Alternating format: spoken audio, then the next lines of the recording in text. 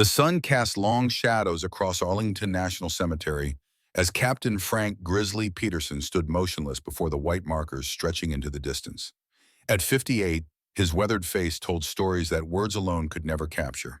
The morning light glinted off the captain's bars on his dress uniform, a uniform that had seen 38 years of service. His large frame, still powerful despite the decades, remained parade ground straight as the gentle May breeze stirred the American flag nearby. "Almost done, old man," he whispered to himself. 2 weeks until retirement. 2 weeks until the weight of command would lift from his shoulders. 2 weeks until he would join the ranks of veterans who had completed their service with honor. The retirement ceremony at Fort Hood had been scheduled. The speeches written, the shadow box with his medals and unit patches assembled. Captain Frank Peterson, commander of Alpha Company, 4th Squadron, 10th Cavalry Regiment, would soon be a civilian again. He knelt slowly, his knees protesting with familiar pain, and placed a small stone atop the headstone of Master Sergeant Terrence Williams. They had served together in Desert Storm. Williams never made it home. "Still keeping the watch, Terry," Peterson said quietly. A memory surfaced from Desert Storm, February 26, 1991, the Battle of Medina Ridge. Peterson, then a young lieutenant, commanding an M1A1 Abrams in the largest tank battle since World War II. The Iraqi Republican Guard's T-72s had emerged from the sandstorm like ghosts. Peterson's tank had accounted for 5 confirmed kills that day, 5 steel beasts transformed into flaming wreckage by precise 120mm sabot rounds. Williams had been his gunner. "You always had the steadiest hands," Peterson said to the silent stone. He touched the headstone one last time before rising. As he turned to leave, his phone vibrated in his pocket. Colonel Richards, his commanding officer. "Peterson," he answered, military brevity never quite leaving him. "Frank, how soon can you get to base?" Richards' voice was tight, controlled. "I'm at Arlington. Maybe 2 hours. What's happening?" "The balloon's gone up. Western states have declared independence, armed insurrection.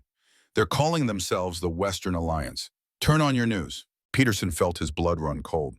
"This is real as a heart attack. They've seized National Guard armories in 6 states.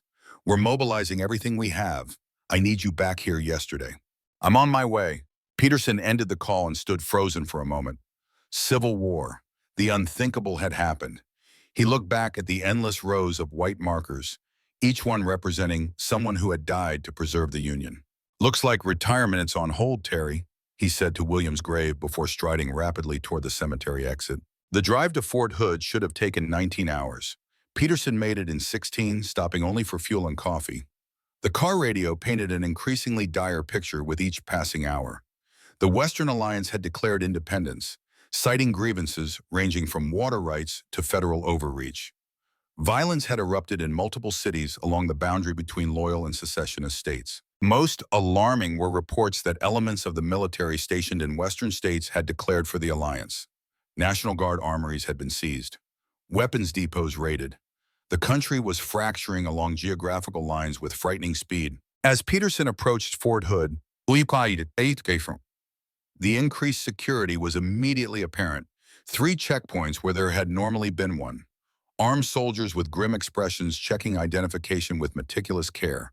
Humvees mounted with 50 caliber machine guns at key intersections. Colonel Richards met him at headquarters, his face haggard from what appeared to be days without proper sleep.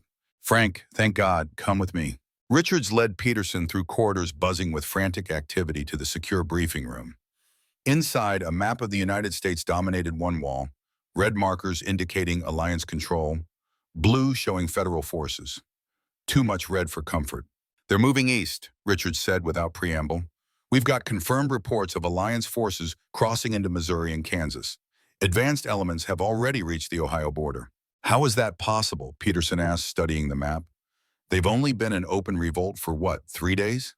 "This was planned, Frank, meticulously. They've been preparing for months, maybe years. Staging equipment, securing supply lines, placing sympathizers in key positions." Richards pointed to markers near the Ohio border. "Intel suggests they've got at least 2 armored battalions here, including M1A1 Abrams tanks seized from Oregon National Guard facilities. They're moving toward Pittsburgh. If they secure that manufacturing hub and the river access, they'll have a straight shot at Washington." Peterson felt the weight of the situation settling over him. "What are our orders?" We're creating specialized task forces drawing from multiple units. The president has activated the ready reserve. We're throwing everything we have at this. Richards looked Peterson directly in the eyes. Frank, I know you're 2 weeks from retirement, but I need you. The country needs you. You're the most experienced tank commander we have, and your combat record speaks for itself. Peterson didn't hesitate. Whatever you need, sir. Richards' shoulders relaxed slightly. I'm giving you command of Task Force Thunderbolt. 15 M1A2C Abrams, the latest version with the Trophy Active Protection System. Your mission will be to intercept Alliance forces here, he pointed to a location in western Pennsylvania, before they can threaten the eastern seaboard. Who will I be working with? I've pulled your crew files. You'll have Lieutenant Maria Rodriguez as your XO. She's young but sharp, graduated top of her class at Armor School. Sergeant First Class William Thompson, everyone calls him Gunny even though he's Army now. Former Marine, served in Fallujah. He'll be your senior NCO. Sergeant Kyle Jenkins as your driver.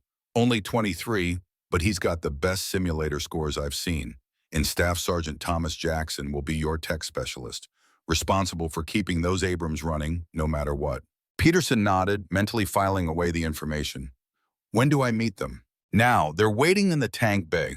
The massive hangar that housed the tank bay was a hive of activity. Mechanics swarmed over the 15 M1A2C Abrams tanks that would become Task Force Thunderbolt. The smell of diesel fuel, hydraulic fluid, and gun oil hung in the air, familiar and oddly comforting to Peterson. Lieutenant Maria Rodriguez spotted him first and approached with a crisp salute. At 35, she was older than many lieutenants, having worked her way up through the enlisted ranks before earning her commission. Her black hair was pulled back in a regulation bun, her uniform immaculate despite the chaotic environment. Captain Peterson, sir, Lieutenant Rodriguez reporting. Peterson returned the salute. At ease, Lieutenant. I understand you'll be my XO. Yes, sir. It's an honor to serve with you. Your actions at Medina Ridge are still taught at Armor School. Peterson nodded, slightly uncomfortable with the recognition. That was a long time ago, Lieutenant. Tell me about our current situation. We've been prepping the tanks for the last 24 hours, sir. Trophy systems have been updated with the latest software.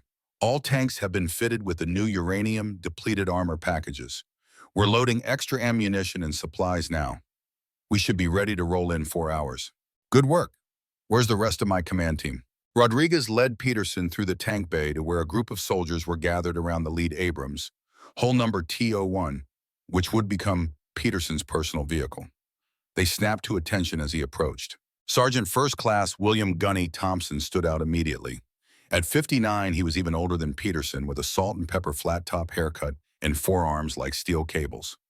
Despite transferring from the Marines to the Army years ago, he still carried himself with the unmistakable bearing of a Marine. Captain, Thompson said, his voice a gravelly rumble. Tank's almost ready, just finishing the communications checks. Good to have you, Gunny, Peterson said, extending his hand. They shook, each man taking the measure of the other. Peterson sensed immediately that Thompson would be a reliable right hand. Sergeant Kyle Jenkins was next, a lanky young man with quick eyes and nervous energy. Sir, calibrated the stabilization systems on all 15 tanks personally. They're tracking true.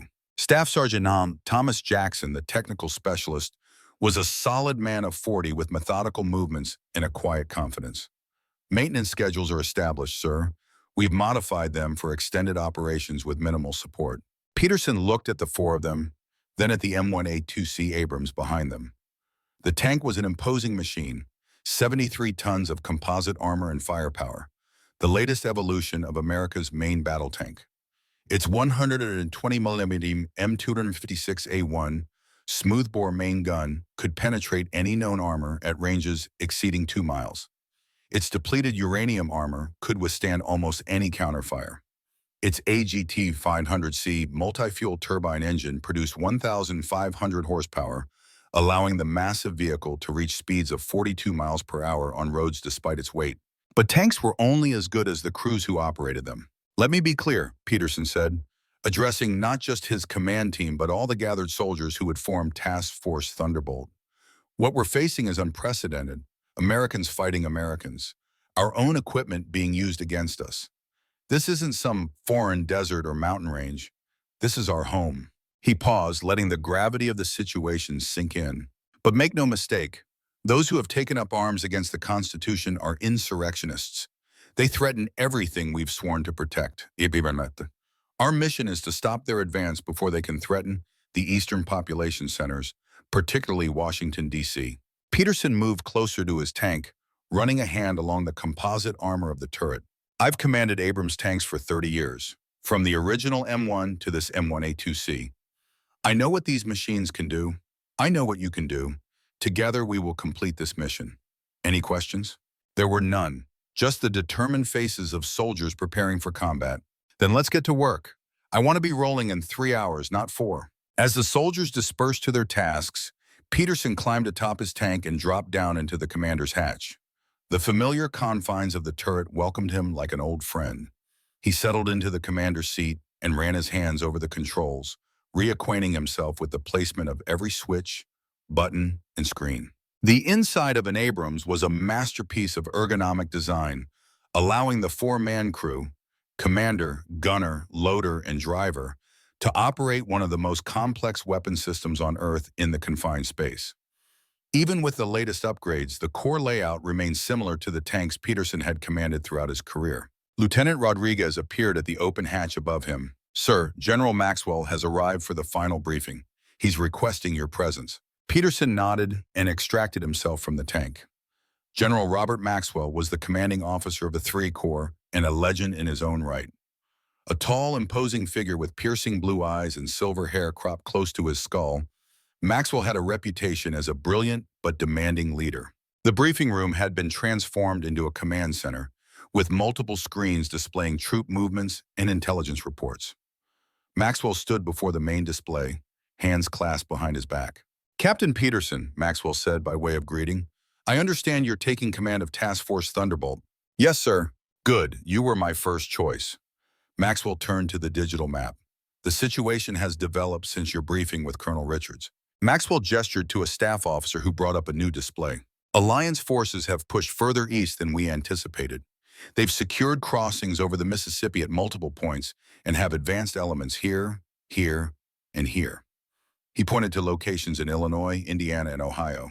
"Most concerning is this armored column," Maxwell continued, highlighting a formation moving through northern Ohio. 25 M1A1 Abrams tanks, plus mechanized infantry and artillery support. They've bypassed major population centers and appear to be making a direct push toward Pittsburgh. Peterson studied the map. Their supply lines must be stretched thin. That's our assessment as well, which is why your task force will engage them here. Maxwell indicated a point in western Pennsylvania. The terrain favors the defender, rolling hills, river crossings that can be defended. You'll have air support when weather permits. "And if we can't stop them?" Peterson asked. Maxwell's expression darkened. "Then the next line of defense is Washington itself." "That cannot happen, Captain. The symbolic impact of rebel forces threatening the capital would be devastating, both domestically and internationally." Peterson nodded, understanding the stakes. "One more thing," Maxwell said, lowering his voice. "Intelligence suggests there may be foreign involvement in this insurrection. Financial support, possibly more. Watch for signs of external influence." "Understood, sir." Maxwell straightened. "Task Force Thunderbolt will spearhead Operation Iron Storm, our counteroffensive to push Alliance forces back across the Mississippi. You'll depart Fort Hood within the hour. Your tanks and heavy equipment will be transported by rail to Pennsylvania." "Questions?" "No, sir, we'll get it done." Maxwell extended his hand. "The fate of the Union may well rest on your shoulders, Captain. Good hunting." As Peterson left the briefing room, he found Lieutenant Rodriguez waiting for him. "Orders, sir? We move out in 1 hour. Full combat load. Make sure everyone understands we're likely to engage American citizens who've taken up arms against the government. This isn't going to be like fighting foreign adversaries." Rodriguez's expression remained professional, but Peterson could see the conflict in her eyes. The same conflict he felt. "Yes, sir, the men are ready." The next 36 hours passed in a blur of motion and preparation. The 15 Abrams tanks of Task Force Thunderbolt were loaded onto railway flat cars, a process that required precise coordination. The crews traveled separately by air, touching down at a military airfield in eastern Ohio that remained in federal hands. Peterson used the transit time to study intelligence reports on the Alliance forces. The rebel tanks were primarily M1A1 Abrams from National Guard inventories. older models lacking the advanced electronics and armor packages of Peterson's M1A2Cs. But they were still formidable machines, especially when operated by trained crews. And if the intelligence was correct, many of the Alliance tank commanders were former or current National Guard personnel with extensive training on the platform. It would be American technology against American technology, American training against American training. The thought made Peterson's stomach turn. The rail transport arrived at a siding near Youngstown, Ohio, where the tanks were offloaded and prepared for combat operations. Peterson assembled his unit commanders for a final briefing before they moved out. Alliance forces are approximately 40 miles west of our position, he informed them, standing atop his tanks so all could see and hear. They've bypassed major population centers, focusing on securing key transportation nodes and infrastructure. Our mission is to intercept and halt their advance before they can threaten Pittsburgh. He pointed to a map displayed on a portable screen. We'll move in 3 groups of 5 tanks each. Alpha Group under my command will take point. Bravo Group under Lieutenant Rodriguez will guard our right flank. Charlie Group under Gunny Thompson will cover the left. Standard wedge formation, 500-meter spacing. Peterson looked at the assembled tank commanders, making eye contact with each. These are Americans on the other side. Misguided, perhaps, but Americans nonetheless. Our objective is to stop their advance, not maximize casualties. If they surrender, we accept. If they withdraw, we let them go. Clear? Nods all around. One more thing. These may be Americans, but they've taken up arms against their country. Do not hesitate if fired upon. Respond with appropriate force to protect yourselves and complete the mission. Mount up. Peterson dropped down into his tank, settling into the commander's position behind the gunner's seat.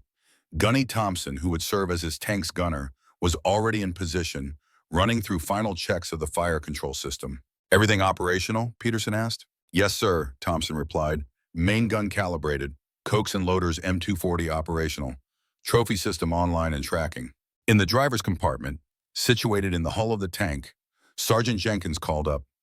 Engine at optimal temperature, Captain. All systems green. Staff Sergeant Jackson, serving as loader for Peterson's tank, confirmed 20 rounds of APF-SDS Sabot, 10 heat, 5 canister loaded and ready. Ammunition doors secured. Peterson nodded, feeling the familiar pre-combat tension. He reached up to close his hatch, then paused, leaving it open to maintain better situational awareness during the initial movement. Driver, move out, he ordered. The massive AGT 1500C turbine engine roared to life, its distinctive jet-like whine filling the air as Jenkins guided the 73-ton behemoth forward. Around them, 14 other Abrams tanks rumbled into formation, their tracks churning up the earth as they assumed their positions. Task Force Thunderbolt was on the move. The column advanced westward through the rolling countryside of eastern Ohio. Spring had painted the landscape in vibrant greens, a stark contrast to the desert terrains where Peterson had fought most of his battles. Farmhouses and small towns appeared and receded as the tanks maintained a steady pace of 25 miles per hour along rural routes selected to minimize civilian contact. 4 hours into the advance, Peterson's radio crackled with an incoming transmission from their forward reconnaissance element, a team of scouts in lightweight Humvees who had moved ahead to identify enemy positions. Thunderbolt Actual, this is Scout 6. We have visual on enemy armor, grid coordinates follows. Peterson acknowledged and plotted the coordinates on his digital map. The Alliance force was approximately 8 miles ahead, moving along Highway 62 toward the Pennsylvania border. All Thunderbolt elements, this is Actual, Peterson transmitted to his unit. Enemy armor identified ahead. Prepare to engage. Alpha Group will maintain center. Bravo, swing north to flank. Charlie, swing south. We'll catch them in a crossfire at these coordinates. He designated a position where the highway passed through a narrow valley between 2 ridgelines, a natural choke point that would limit the Alliance force's ability to maneuver. Roger that, Thunderbolt Actual, Rodriguez replied from her tank. Bravo moving to position. Charlie acknowledges, came Thompson's voice. Moving south. Peterson ordered his driver to increase speed, pushing the Abrams to its maximum road speed as they raced to reach the ambush position before the Alliance column. The countryside blurred as the tank thundered forward, the powerful turbine engine propelling the massive war machine with surprising agility. They reached the chosen battleground with 20 minutes to spare.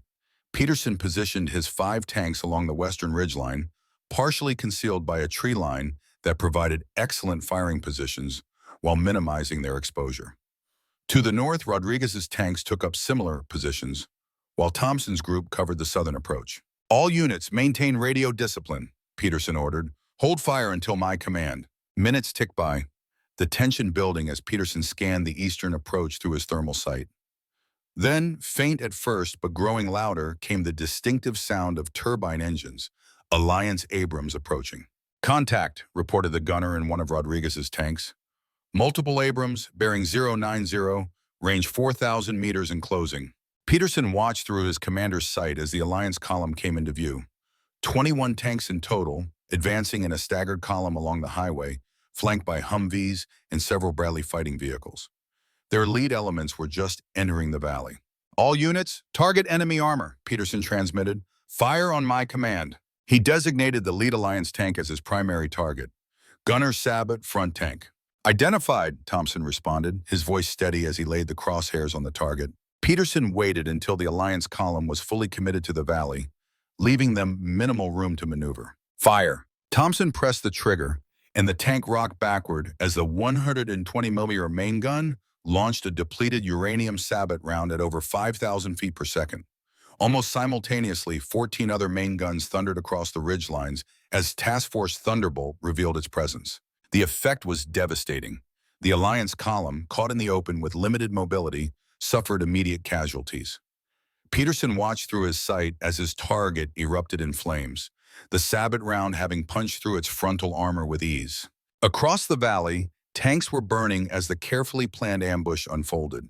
The Alliance forces, to their credit, responded quickly, returning fire and attempting to maneuver out of the kill zone. But the terrain and the three-sided nature of the ambush left them few options. "Shift fire, concentrate on their command vehicles," Peterson ordered as he identified the Alliance command tank by its antenna configuration. The battle raged for 17 minutes, an eternity in armored warfare. When it concluded, 11 Alliance tanks lay destroyed or disabled, along with most of their support vehicles. The remainder had retreated eastward, leaving the field to Task Force Thunderbolt. "Cease fire," Peterson ordered. "Gunny, damage assessment." Thompson scanned the battlefield through the thermal sight. 11 enemy tanks destroyed or disabled, sir. Multiple support vehicles also hit. No movement from remaining personnel. They appear to have abandoned their vehicles during the retreat. Peterson nodded grimly. Their first engagement had been a tactical success, but the knowledge that the burning hulks contained American soldiers, regardless of their allegiance, weighed heavily. "Rodriguez, take Bravo Group forward and secure the area. Check for survivors and take any prisoners. Thompson, maintain overwatch with Charlie Group. Alpha will hold this position." As Rodriguez's tanks moved cautiously into the valley, Peterson opened his hatch and stood up, surveying the battlefield with his own eyes. The scene was grimly familiar. Burning vehicles, scattered equipment, the acrid smell of cordite and burning fuel. But unlike his battles in Iraq and Afghanistan, these destroyed tanks bore American markings. "Sir," Jenkins called from below. "Command is on the radio. General Maxwell." Peterson dropped back into the tank and took the radio handset. "Thunderbolt Actual here. Peterson, this is Maxwell. Satellite shows you've engaged the enemy. Status report." Peterson provided a concise summary of the engagement in their current situation. "Excellent work," Maxwell responded. "This should slow their advance, but be advised we're receiving reports of a second Alliance armored column moving through southern Ohio, possibly attempting to flank your position. Intelligence is processing details now." "Understood. We'll prepare to intercept." "One more thing, Peterson. Communications intercepts suggest the Alliance leadership didn't expect such effective resistance. They're calling in reinforcements from the west. This fight is just beginning." After signing off, Peterson called his officers together for a battlefield conference. Standing atop his tank as the sun began to set, he laid out what they knew. "We've bloodied their nose, but there's another force moving to flank us from the south. We need to secure our gains and prepare for a second engagement." Lieutenant Rodriguez, who had returned from securing the battlefield, reported, "We've taken 8 prisoners, sir, Alliance tank crews who survived. They're claiming they're fighting against federal tyranny, that Washington has overstepped its constitutional authority." "Political motivations aren't our concern, Lieutenant. What's their combat status?" "Most are National Guard, sir, trained on the equipment but limited combat experience. They weren't expecting our level of coordination or the upgraded systems on our M1A2Cs. Gunny," Thompson added, Their tanks were early model M1A1s, effective, but our depleted uranium sabas cut through them like butter. The trophy systems also gave us an edge. They tried firing javelins at Lieutenant Rodriguez's tank, but Trophy intercepted them. Peterson considered this information. Their technological disadvantage won't matter if they outnumber us significantly, and we can't count on having the element of surprise again. He turned to Staff Sergeant Jackson. What's our supply situation? Ammunition is good, sir. Each tank still has at least 15 sabot rounds and various other munitions. Fuel is becoming a concern. The turbines drink fuel at an alarming rate during combat operations. We're down to about 60% capacity across the task force. This was the critical vulnerability of the Abrams. Its thirsty turbine engine that consumed up to 10 gallons of fuel per hour even when idling. Resupply status? Peterson asked. Supply convoy is 12 hours out, Rodriguez reported. They're moving carefully to avoid Alliance interdiction. Peterson studied his map. We need to establish a defensive position here at this river crossing. It's a natural choke point that will force any attacking force to concentrate, negating their numerical advantage. He issued orders for the task force to move to the new position, 10 miles east near a bridge crossing the Mahoning River. As darkness fell, the 15 tanks of Task Force Thunderbolt maneuvered into their new positions, using the terrain to create interlocking fields of fire covering all approaches to the bridge. Peterson established his command post in an abandoned farm building overlooking the crossing. From this vantage point, he could observe the entire battlefield while maintaining communications with his scattered forces. As the night deepened, Peterson found himself alone on the farmhouse porch, looking out over the darkened landscape where his tanks lay in wait, their massive forms barely visible in the moonlight. Lieutenant Rodriguez approached, offering a cup of coffee. "Couldn't sleep, sir." Peterson accepted the coffee with a nod. "Not before a battle. Never could." Rodriguez leaned against the porch railing. "Some of the men are struggling with this, fighting other Americans." "I know. I am too." Peterson sipped the hot coffee. "In 38 years of service, I never imagined this scenario. But our oath is to the Constitution, not to any particular administration or faction. The prisoners we took, they believe they're the ones defending the Constitution." Peterson nodded slowly. "That's the tragedy of civil conflict, Lieutenant. Both sides believe they're right. History sorts it out eventually, but that's cold comfort to those doing the fighting and dying." They stood in silence for a moment, each lost in their thoughts. "Sir," Rodriguez said finally, "the men need to hear something from you, something more than tactical orders." Peterson considered this. She was right. His soldiers were facing a uniquely American nightmare, and they needed more than professional leadership. "Assemble the tank commanders at 0500. I'll address them before dawn." As Rodriguez left to transmit the order, Peterson remained on the porch, watching the eastern horizon for the first hints of daylight. His thoughts turned to the battles that had defined American history: Lexington and Concord, Gettysburg, Antietam, places where Americans had fought Americans, each believing in their cause. Now it was happening again, and Peterson found himself at the center of it. At 0500 hours, with the sky just beginning to lighten in the east, 15 tank commanders gathered around Peterson at the farmhouse. Their faces showed the strain of the past days, the shock of civil conflict, the weight of killing fellow Americans, the uncertainty of what lay ahead. "Yesterday we struck the first significant blow against Alliance forces," Peterson began. "Our action has delayed their advance toward Pittsburgh and ultimately Washington. But this is just the beginning." He looked at each face, committing them to memory. "I know many of you are troubled by firing on other Americans. So am I. But make no mistake about what's happening here.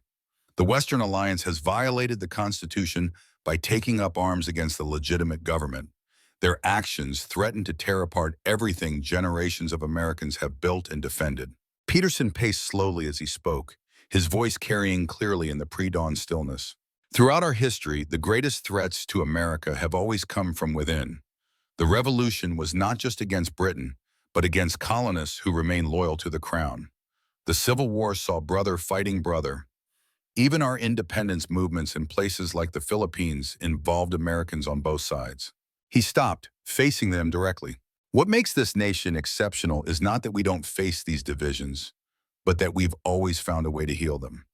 Our job, right now in this moment, is to create the conditions where healing becomes possible. And that starts by preventing this insurrection from reaching our nation's capital. Peterson could see his words having an effect, resolving some of the conflict visible on their faces. Intel reports indicate alliance reinforcements moving toward our position. They'll likely arrive by mid-morning. Their objective remains the same: punch through our lines and open a clear route to Pittsburgh and beyond. Our mission is equally clear: stop them, here and now. He outlined the defensive plan, emphasizing the use of terrain and their technological advantages to counter the enemy's superior numbers. Questions? A young tank commander spoke up. Sir, what about civilians in the area? Lieutenant Rodriguez has coordinated with local authorities to evacuate the immediate battle zone. But remember, we are fighting to protect American civilians, even as we face American opponents. Collateral damage is to be avoided at all costs. As the briefing concluded and the commanders returned to their tanks, Peterson felt the familiar pre-battle focus settling over him. Regardless of the unique nature of this conflict, the tactical imperatives remain the same: use terrain, firepower, and training to overcome the enemy. By 0700, Task Force Thunderbolt was fully alert and ready. Peterson, back in his command tank, monitored radio traffic as reconnaissance elements reported enemy movement. Thunderbolt Actual, this is Scout 3. Large enemy formation approaching from the west. Multiple Abrams, Bradley fighting vehicles, artillery support. Estimated 30-plus armored vehicles total. Peterson acknowledged and issued orders to his three groups. The Allied force was substantially larger than intelligence had predicted, suggesting they had combined multiple columns for a decisive push. At 0743, the first artillery rounds began falling near their positions. Alliance 155 howitzers, likely M109 Paladins, seized from National Guard arsenals, were attempting to soften up their defenses before the main assault. Hold positions, Peterson ordered, as shells impacted around them. Their artillery is blind firing based on our expected positions. They don't have precise coordinates. The Abrams tanks, with their heavy armor, could withstand indirect fire unless directly hit. Peterson's greater concern was for his fuel trucks and support vehicles, which he had positioned in a protected ravine 2 miles to the east. After 20 minutes, the artillery barrage lifted, and Scout 3 reported, enemy armor moving forward, multiple columns spreading out to cross the river at 3 points. This was unexpected. Intelligence had indicated the bridges north and south of their position had been demolished by federal forces days earlier. They've brought in engineering vehicles, the scout continued, deploying temporary bridges at the northern and southern crossings. Peterson reassessed the situation rapidly. The Alliance force was attempting to flank them from multiple directions simultaneously, negating the defensive advantage of the central bridge. Change of plans, he transmitted to his unit. Bravo Group, repositioned to cover the northern crossing. Charlie, move to the southerly approach. Alpha will hold the center. If they get across at any point, fall back to secondary positions and call for fire support. As his orders were acknowledged, Peterson watched through his thermal sight as the first Alliance tanks appeared on the western bank of the river, approximately 3,000 meters away. They were deploying methodically, establishing firing positions to cover their engineering vehicles as they began extending bridge sections across the water. Gunner, range to lead enemy tank. Thompson, peering through the advanced fire control system, responded, 2,800 meters, sir. That's at the edge of effective range. Hold fire until they commit to crossing. Minutes passed as the Alliance forces continued their preparations. Peterson divided his attention between all three crossing points, coordinating with Rodriguez and Gunny Thompson to ensure each was covered. At 0821, the first Alliance tank began crossing the northern temporary bridge. Bravo Group, engage northern crossing, Peterson ordered. Rodriguez's 5 tanks opened fire almost simultaneously, their 120mm rounds streaking toward the exposed Alliance vehicles. 2 tanks on the bridge were hit immediately, one erupting in flames, the other disabled and blocking the crossing. Southern Group is holding position, Thompson reported. They appear to be waiting to see the outcome at the other crossings. At the central bridge, Alliance forces began a determined push, sending 3 tanks forward simultaneously with infantry support and Bradleys close behind. Alpha Group, engage center targets, Peterson commanded. His own tank's main gun thundered as Thompson sent a sabot round down range, striking the lead Alliance tank. Around him, the other 4 tanks of Alpha Group fired, their combined firepower devastating the exposed Alliance vehicles. But the Alliance forces pressed forward with determination. accepting heavy losses to establish a bridgehead on the eastern bank. More tanks and infantry fighting vehicles poured across the central bridge, using smoke grenades to obscure their movement. They're pushing hard at the center, Peterson transmitted. Alpha Group, fall back to secondary positions. Maintain fire as you withdraw. Peterson's driver reversed the massive tank, maintaining its turret orientation toward the enemy as they backed up the slope to their prepared secondary positions 800 meters east of the river. From this higher ground, they had improved fields of fire, but were still within range of enemy tanks. The battle intensified as Alliance forces secured their bridgehead and began pushing eastward. Their numerical advantage was becoming apparent as they absorbed losses but continued advancing. Bravo Group, status, Peterson called. Northern crossing secure, sir, Rodriguez responded. We've destroyed their bridging equipment and forced them back to the western bank. Redirect 2 of your tanks to reinforce Alpha at the center, Peterson ordered. Thompson, status south? They're beginning to cross, sir. We're engaging, but they've brought up additional artillery support. Heavy fire on our positions. Peterson assessed the situation. The main Alliance thrust was at the center, with a secondary push developing in the south. If both succeeded, Task Force Thunderbolt would be caught between them. All units, priority is to prevent encirclement. Charlie Group, delay the southern force but preserve your tanks. Fall back if necessary. As if on cue, the radio crackled with an urgent transmission from Thompson. Taking heavy fire. They've deployed attack helicopters, coming in low from the southwest. This was an unexpected development. Intelligence had indicated the Alliance had limited air assets. Activate trophy systems, Peterson ordered. Use your Coax machine guns against the helicopters if they come within range. The trophy active protection system on the M1A2C could potentially intercept incoming missiles from the helicopters, but it had limited ammunition and was primarily designed to counter anti-tank missiles, not the variety of ordnance attack helicopters could deploy. Peterson opened his hatch and stood up, scanning the southern sky with his binoculars. There they were, 4 AH-64 Apache helicopters skimming low over the treetops, moving to engage Thompson's position. Command, this is Thunderbolt Actual, Peterson transmitted on the secure command frequency. Request immediate air support. Enemy helicopters engaged at grid coordinates follows. Thunderbolt Actual, this is Command. Air assets are committed elsewhere. You are authorized to use embedded air defense. Out. Peterson swore under his breath. Task Force Thunderbolt had no dedicated air defense beyond their tank-mounted weapons. Thompson, pull back immediately. Do not engage the helicopters directly. Sir, we're taking fire. Thompson's voice was tense but controlled. Missiles inbound. Peterson could only listen as Thompson's tanks attempted to evade the helicopter attack. The trophy systems intercepted some incoming missiles, their countermeasures visible as small explosions in the air around the tanks.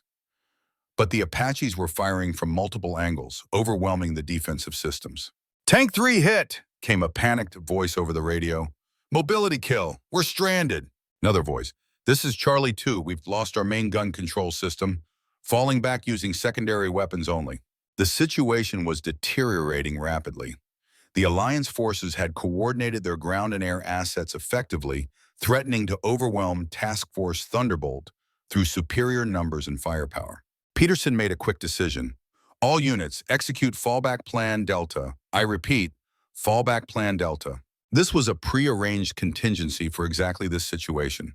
A fighting withdrawal to positions 20 kilometers east, where the terrain offered better defensive options and they could potentially link up with reinforcements. Understood, sir, Rodriguez acknowledged.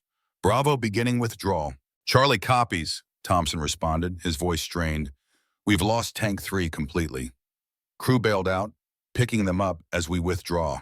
Peterson ordered his own group to begin falling back, maintaining a steady fire to cover their retreat.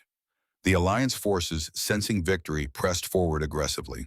As Alpha Group withdrew, Peterson's tank suddenly shuddered violently, a loud metallic clang reverberating through the hull. We're hit, Jenkins called from the driver's compartment.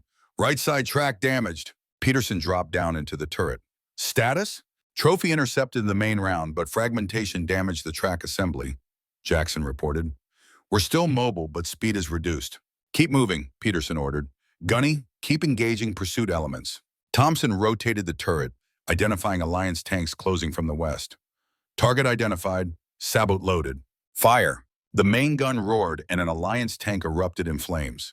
Thompson immediately traversed to the next target, fired again, then a third time in rapid succession. 3 direct hits, 3 Alliance vehicles disabled or destroyed. That'll slow them down, Thompson remarked grimly. Peterson's tank limped eastward, gradually falling behind the rest of the formation due to its damaged track. He ordered the others to maintain their withdrawal while he covered the rear. "Sir, with respect, you need to abandon this vehicle," Rodriguez transmitted.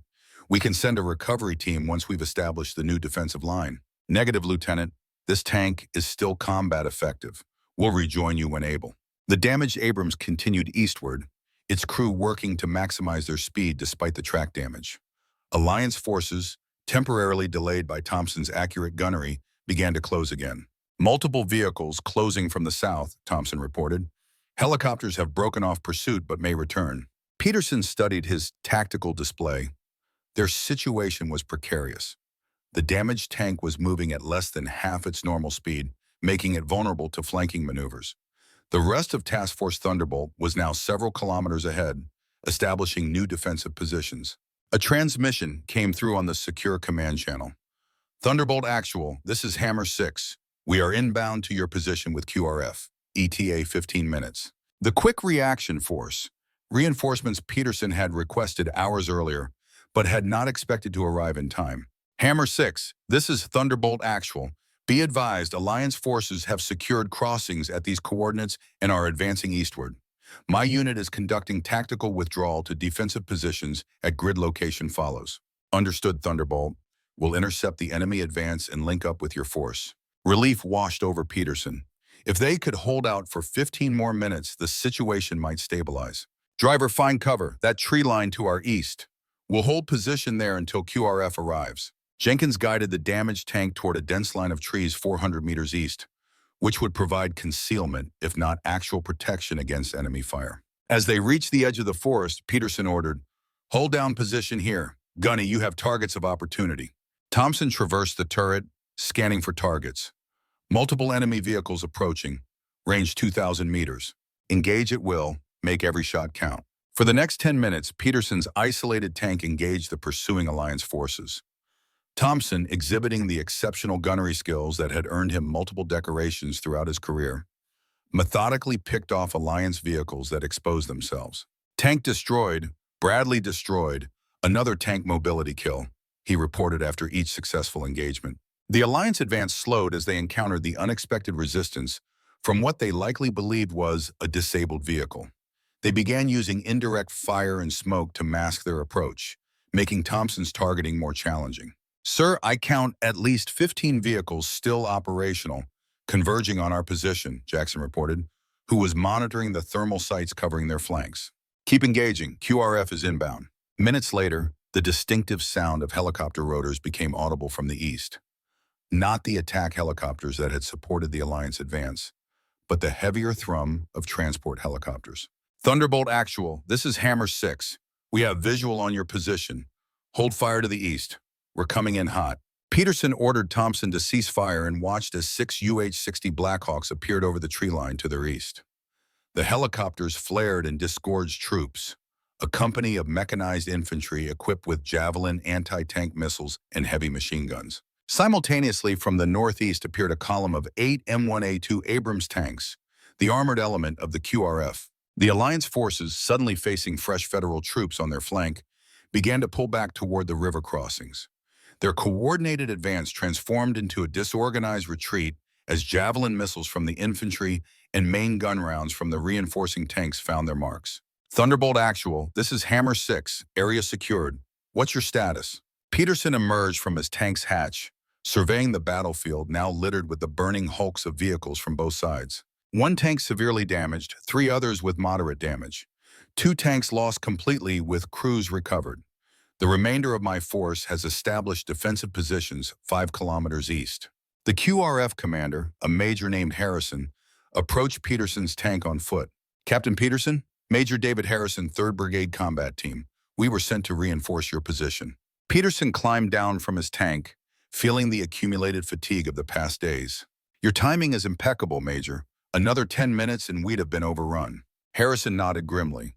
"The Alliance advance has been more coordinated than anyone expected. Intelligence suggests they're receiving outside assistance, possibly from foreign special forces advisors. This aligned with General Maxwell's earlier warning about foreign involvement. What's the strategic situation? Peterson asked. Alliance forces have secured most territory west of the Mississippi. They're pushing hard along three main axes toward the eastern seaboard. Your task force has been holding the central corridor and doing damn fine work by all accounts. Harrison consulted a tablet displaying real-time battlefield information. We've got reports of a major Alliance armored column bypassing this area entirely, moving south through West Virginia. If they get through, they could threaten Washington from the south while we're focused on defending the direct western approach. Peterson absorbed this information. The situation was even more dire than he'd realized. The limited victories Task Force Thunderbolt had achieved might be rendered meaningless if Alliance forces found another route to the capital. What are our orders? Regroup, resupply, and prepare to intercept the southern column. General Maxwell is personally overseeing the reorganization of our forces to meet this threat. Peterson nodded, already mentally planning the redeployment of his remaining tanks. Get me back to my task force, Major. We've got work to do. As recovery vehicles began extracting Peterson's damaged tank, he looked westward, where Alliance forces were regrouping beyond the river. The first major battle for the eastern United States had been fought to a draw, but the war for America's future was just beginning, and the roads to Washington remained vulnerable.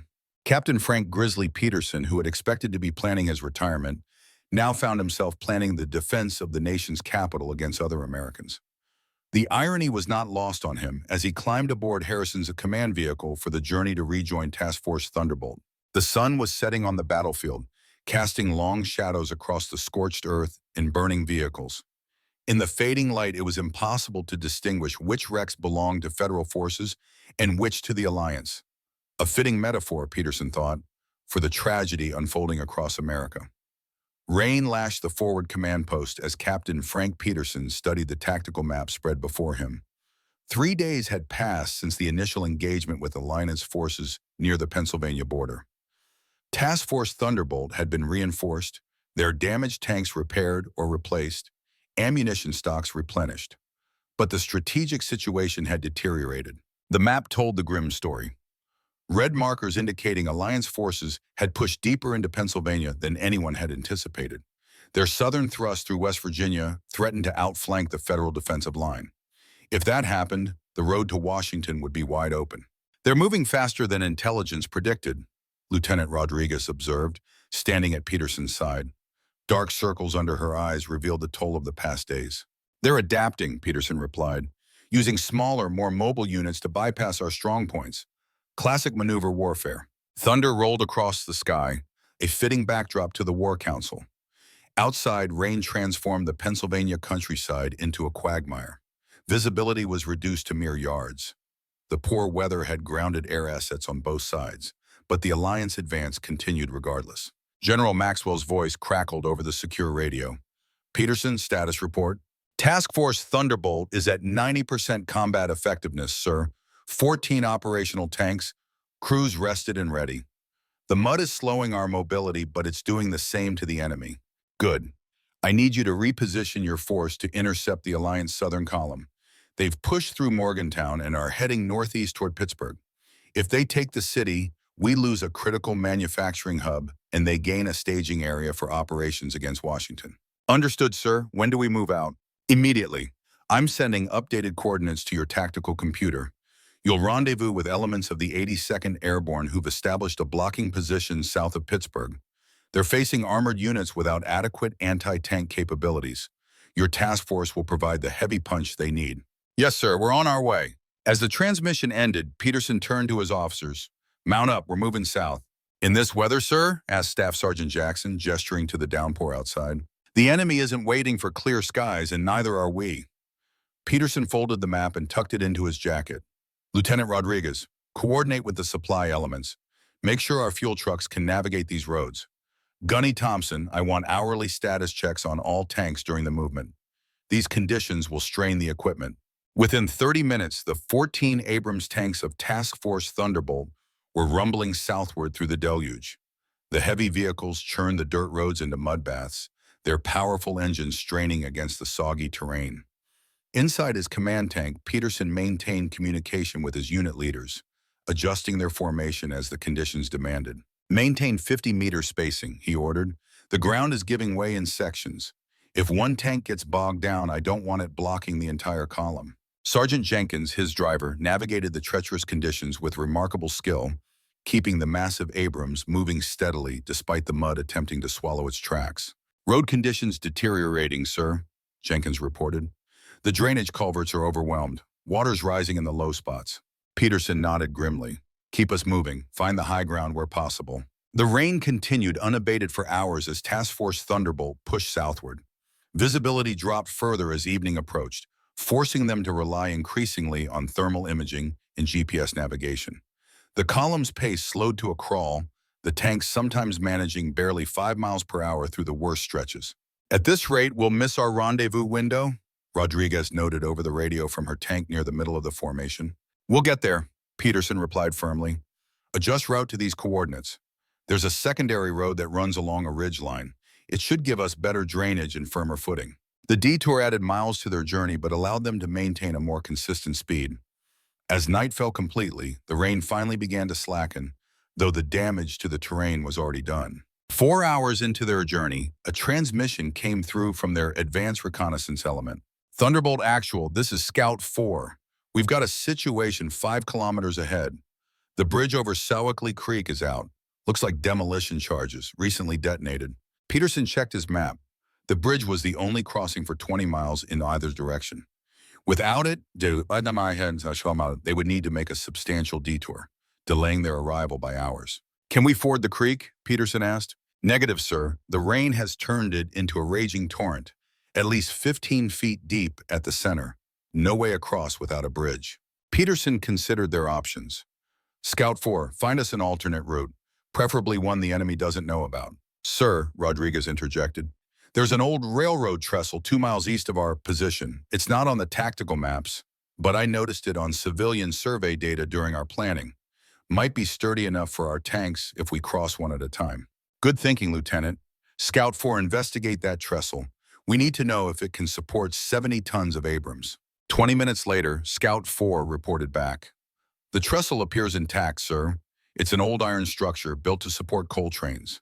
Civilian engineering specs suggest it should hold, but it'll be tight. The track bed is just wide enough for our vehicles if we're careful.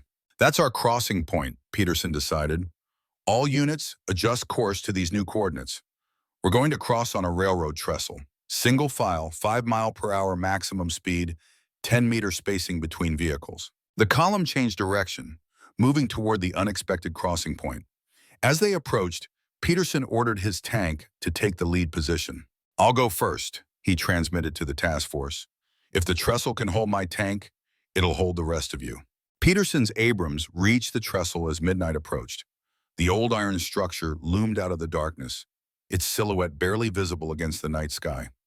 The creek below had indeed become a churning maelstrom, brown water rushing over its banks and carrying debris downstream.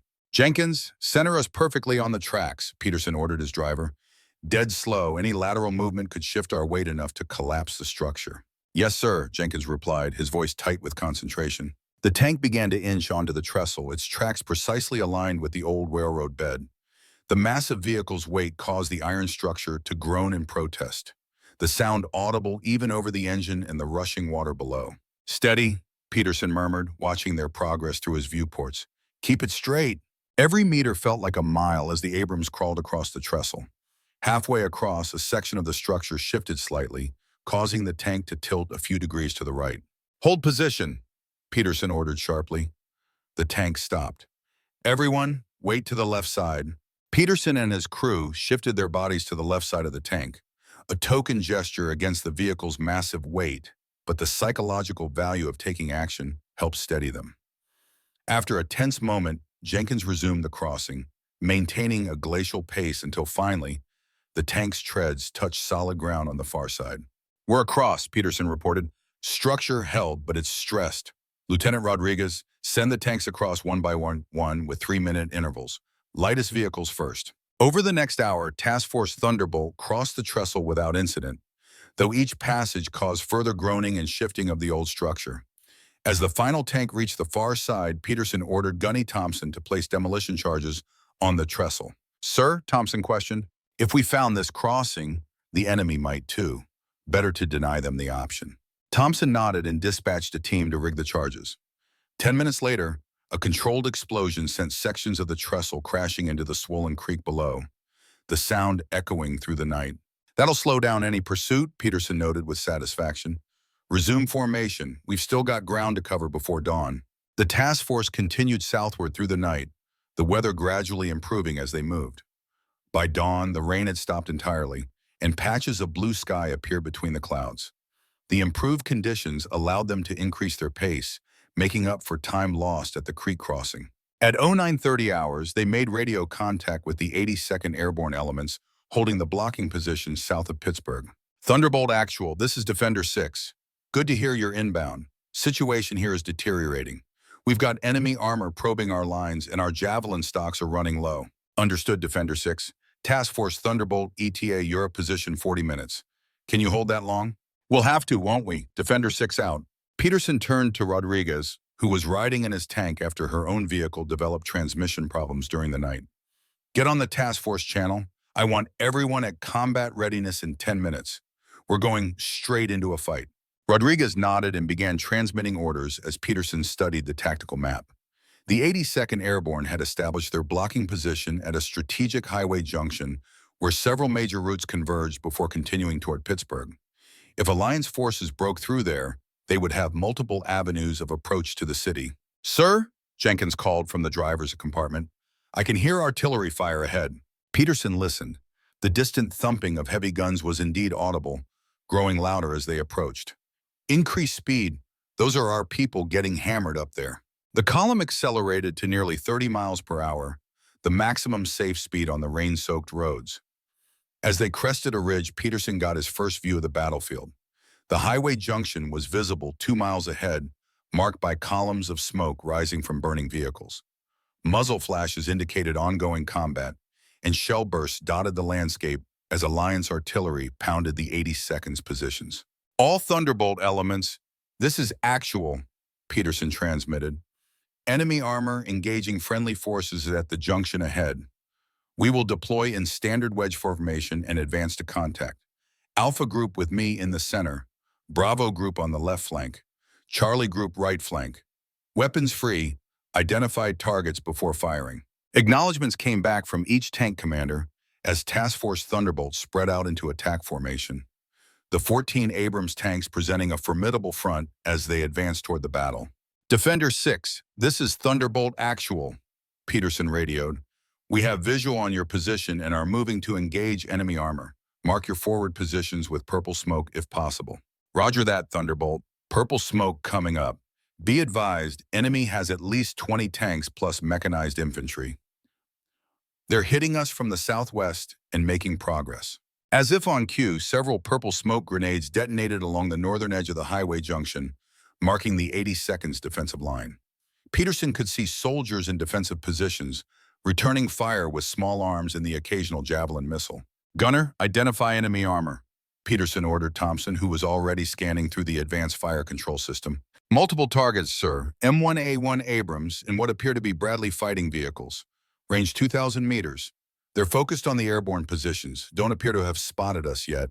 "Perfect. Target lead enemy tank and fire when ready." Thompson laid the crosshairs on an Alliance Abrams that was advancing toward the airborne positions, its main gun firing at regular intervals. "Target acquired. Sabot loaded. Firing." The 120mm main gun roared, sending a depleted uranium penetrator downrange at hypersonic speed. Through his sight, Peterson watched the round strike the target, punching through its turret and triggering a catastrophic ammunition detonation. The Alliance tank erupted in a fireball as its ammunition cooked off. "Target destroyed," Thompson reported coolly, shifting fire. All around them, the other tanks of Task Force Thunderbolt opened fire, their main guns creating a rolling thunder that echoed across the battlefield. The Alliance forces, suddenly taking fire from an unexpected direction, attempted to reorient to meet the new threat. "They're splitting their forces," Rodriguez observed, half continuing to engage the airborne troops, half turning to face us. "Just as I expected," Peterson replied.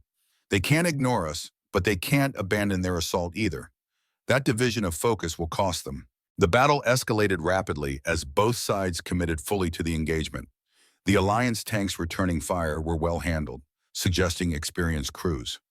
Their shots came uncomfortably close to Peterson's tank, forcing Jenkins to execute evasive maneuvers between firing opportunities. "They're better than the crews we faced earlier," Thompson noted as he sent another sabot round downrange. "These might be regular Army defectors rather than National Guard." "Agreed," Peterson said. "Adjust tactics. Focus on mobility kills, then finish them. Don't assume one hit will take them out." The tank rocked as a round impacted nearby, showering them with dirt but causing no damage. Jenkins instinctively changed direction, using the terrain for partial cover as Thompson continued engaging targets. "Bravo 3 is hit," came a transmission from the left flank. "Track damaged but still operational. Returning fire." "Charlie Group, swing wider right," Peterson ordered. "Flank their position and hit them from the side.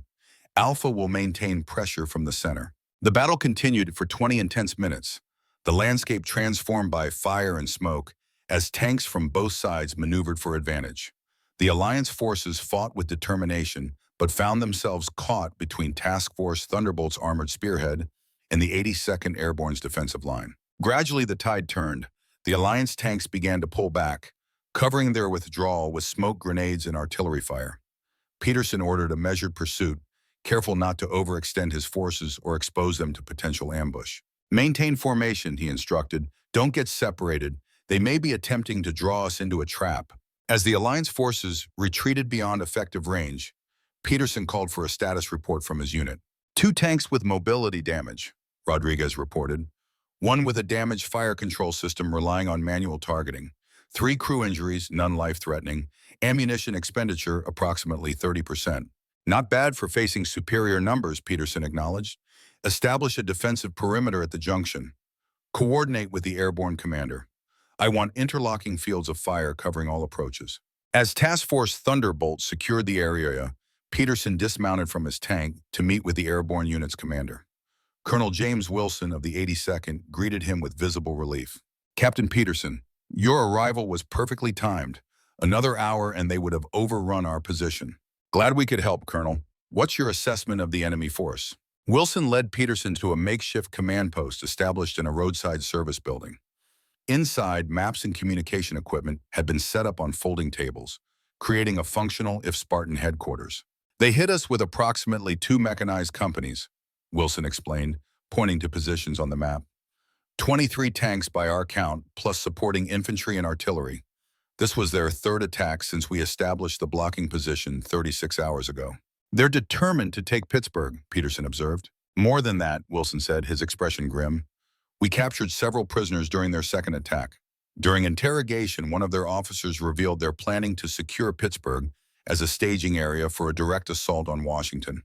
Peterson felt a chill at this confirmation of their fears. "Timeline? They want to be in position within 72 hours. Their main armored force is still west of the Mississippi, but they're rushing forward elements to secure key objectives ahead of the main force." "So the units we've been engaging are essentially advance guards?" "Exactly. Scout elements, but heavily armed ones. The main Alliance army is still mobilizing and moving east." Peterson absorbed this information, its strategic implications unfolding in his mind. "Do we have any intelligence on their overall strength?" Wilson hesitated, glancing at his intelligence officer who nodded permission. "Current estimates put their armored strength at approximately 300 tanks, mostly M1A1 Abrams and M60A3s from National Guard and Reserve units. They've also secured significant artillery assets and have at least 4 Apache helicopter squadrons." "Jesus," Peterson muttered. "That's nearly a third of our continental armor strength, plus an unknown number of defectors from active duty units," Wilson added. "The Alliance leadership includes several senior officers who brought their commands with them." The implications were staggering. This wasn't merely an insurrection, but a full-scale civil war with modern weapons on both sides. "What about their supply situation?" Peterson asked, seeking any weakness they could exploit. "That's their vulnerability," Wilson replied. "Their logistics tail is stretched thin, especially for fuel. The Abrams is a gas guzzler, as you know. Intelligence suggests they're requisitioning civilian fuel supplies as they advance, but that's not sustainable for large-scale operations." Peterson nodded thoughtfully. The Achilles heel of the Abrams had always been its thirsty turbine engine. A tank that couldn't move was just an expensive pillbox. Colonel, I recommend we establish a joint defense here. My tanks providing the heavy punch, your infantry handling close security and anti-infantry operations. We can hold this junction indefinitely with proper supply. Agreed, I've already requested additional ammunition and fuel. Supply convoys should arrive by tomorrow morning, assuming the roads remain passable. As they finalized their defensive arrangements, Peterson's radio crackled with an incoming transmission. Thunderbolt Actual, this is Warhammer 1. General Maxwell requests immediate communication on Secure Channel Alpha. Peterson excused himself and returned to his tank to take the call on the encrypted channel. Thunderbolt Actual here. Go ahead, Warhammer. Peterson, this is Maxwell. Good work securing that junction. We're getting real-time satellite imagery of Alliance forces falling back to regroup. Thank you, sir. We have linked up with the 82nd and are establishing a combined defensive position. That's why I'm calling. Change of plans. I need you to split your force. Peterson frowned. Sir, we've detected a new Alliance column moving east through central Pennsylvania. Satellite imagery suggests it includes at least 40 armored vehicles, likely heading for the Susquehanna River crossings. If they secure those bridges, they'll have a direct route to Washington from the north. With respect, sir, dividing my force will leave us vulnerable at both positions. We're facing significant enemy strength here already. I understand your concern, Captain, but this is a direct order. Detach half your tanks under Lieutenant Rodriguez to reinforce the Susquehanna defensive line. You'll remain at the Pittsburgh Junction with the rest. Additional reinforcements are en route to both positions, but they're at least 24 hours out. Peterson wanted to argue further, but recognized the tone in Maxwell's voice. The decision was final. Yes, sir, I'll organize the detachment immediately. Good man. Keep the faith, Peterson. We're going to win this thing. Maxwell out. After the transmission ended, Peterson sat in silence for a moment, weighing the implications of this new development. Dividing his already outnumbered force went against every tactical instinct he possessed. But orders were orders.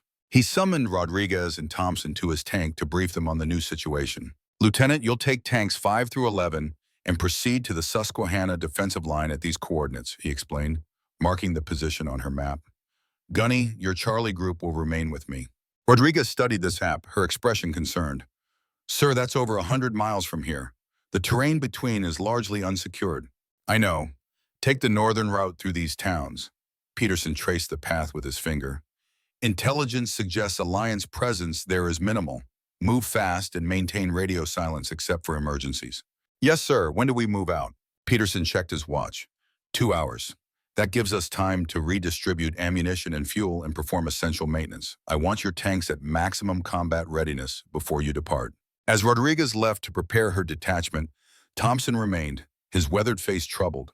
You don't like this, do you, Gunny? Peterson asked quietly. No, sir, I don't. Splitting our force violates basic tactical doctrine, especially when we're already outnumbered. I agree, but those are our orders. Thompson lowered his voice further. Sir, something feels wrong about this. The Alliance has been one step ahead of us at every turn, almost like they know our plans in advance. Peterson had been having the same unsettling thought. You think we have a security leak? Or worse, what if someone high up is feeding them information? The implication hung in the air between them. Peterson recalled General Maxwell's earlier warning about foreign involvement in the insurrection. But what if the compromise went deeper than that? Keep those thoughts to yourself for now, Gunny, but stay alert. If there is a leak, we need to be prepared for the possibility that our positions and movements are being reported to the enemy. Yes, sir, I'll make sure the men are ready for anything. As Thompson departed, Peterson climbed out of his tank and surveyed the defensive position they were establishing. The highway junction offered good fields of fire in all directions, and the combination of Abrams tanks and airborne infantry created a formidable defensive force. But would it be enough if the Alliance brought their full strength to bear? 2 hours later, Rodriguez's detachment was prepared to move out. Peterson gathered all his tank commanders for final instructions. Lieutenant Rodriguez will lead tanks 5 through 11 to the Susquehanna line, he informed them. The rest of you remain here under my command. Remember, we're facing American opponents who are using the same equipment and tactics we are. Stay vigilant, maintain security at all times, and conserve ammunition when possible. We don't know how long we'll need to hold these positions. As the tank commanders returned to their vehicles, Peterson took Rodriguez aside for a private word. Maria, watch yourself out there. If you encounter superior forces, don't try to hold ground. Preserve your tanks and crews, fall back if necessary. Rodriguez nodded, understanding the unspoken concern. I'll get them to the Susquehanna, sir, and I'll bring them back. I know you will. Good hunting, Lieutenant. Peterson watched as her 7 tanks formed up and departed eastward, their powerful engines growling as they accelerated away from the junction. With them went half his combat power, leaving the Pittsburgh positions significantly weakened despite the presence of the airborne troops. As evening approached, Peterson worked with Colonel Wilson to optimize their combined defenses. The remaining 7 Abrams tanks were positioned at key points around the junction, their fields of fire carefully plotted to cover the most likely avenues of approach. The airborne soldiers established infantry fighting positions in between and around the tanks, creating a layered defense that would force any attacker to face multiple weapon systems simultaneously. If they come at us again, they'll pay a heavy price, Wilson observed as they completed their inspection of the perimeter. They'll come, Peterson replied with certainty. The question is whether they'll probe with limited forces or commit to a full assault.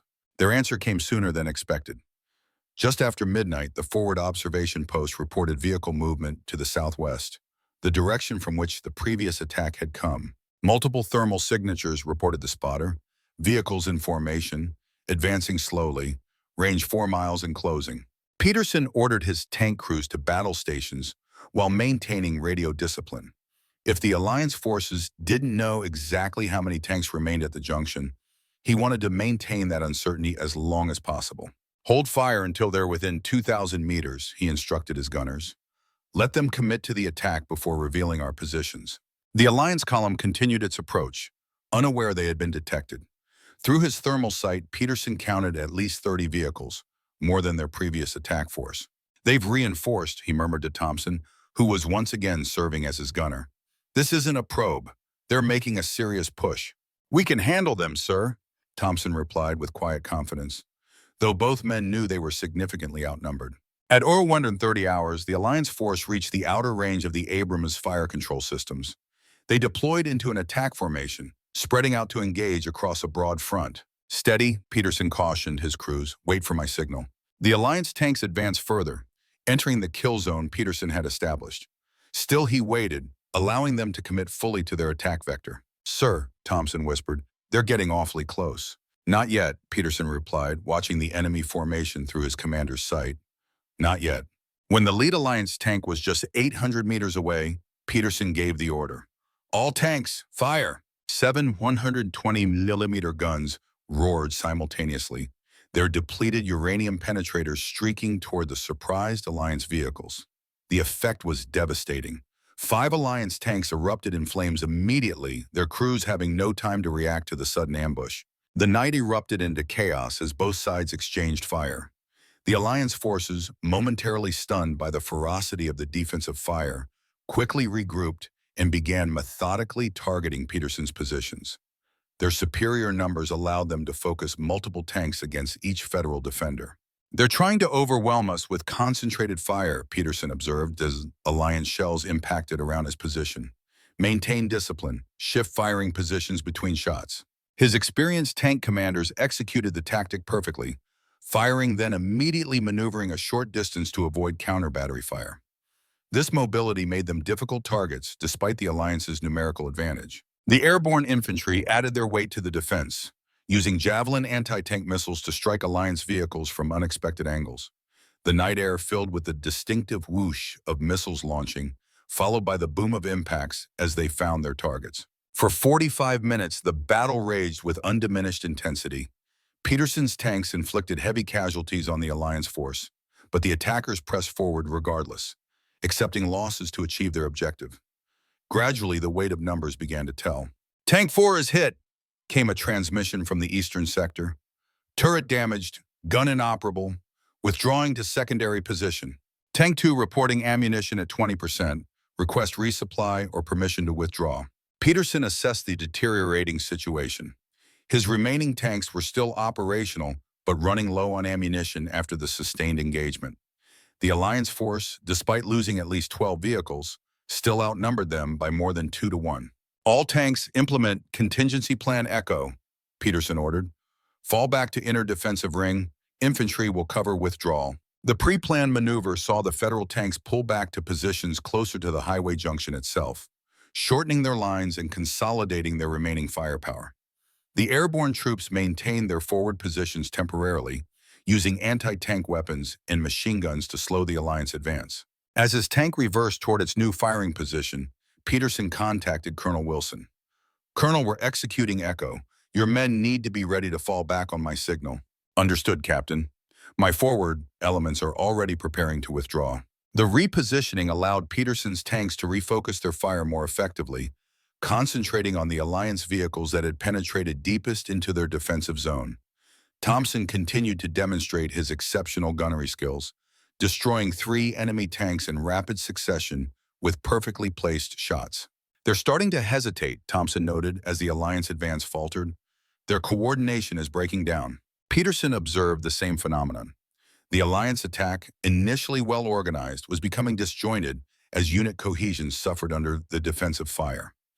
Individual tanks were advancing or retreating without apparent coordination, creating gaps in their formation.